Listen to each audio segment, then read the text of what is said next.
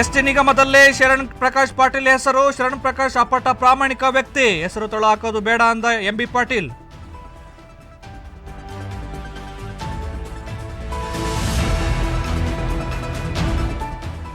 ST ನಿಗಮದಲ್ಲಿ ಬಹುಕೋಟಿ ಹಗರಣ ಪ್ರಕರಣ, ಯಾರೇ ಏನೇ ಹೇಳಿದ್ರೂ ಪರಿಶೀಲಿಸಬೇಕಾಗತ್ತೆ, ಅಗತ್ಯವಿದ್ರೆ ಎಸ್ಐಟಿ ವಿಚಾರಣೆ ನಡೆಸುತ್ತೆ ಎಂದ ಪರಮೇಶ್ವರ್.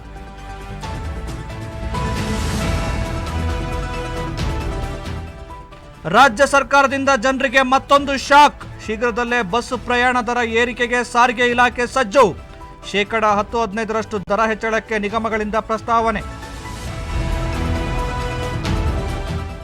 ರಾಷ್ಟ್ರಪತಿ ಭವನದಲ್ಲಿ ನಾಳೆ ಮೋದಿ ಪದಗ್ರಹಣ, ರಾಷ್ಟ್ರ ರಾಜಧಾನಿಯಲ್ಲಿ ಪೊಲೀಸ್ ಬಂದೋಬಸ್ತ್, ನಾಳೆ ದೆಹಲಿಯಲ್ಲಿ ಡ್ರೋನ್ ಹಾರಾಟ ನಿಷೇಧ.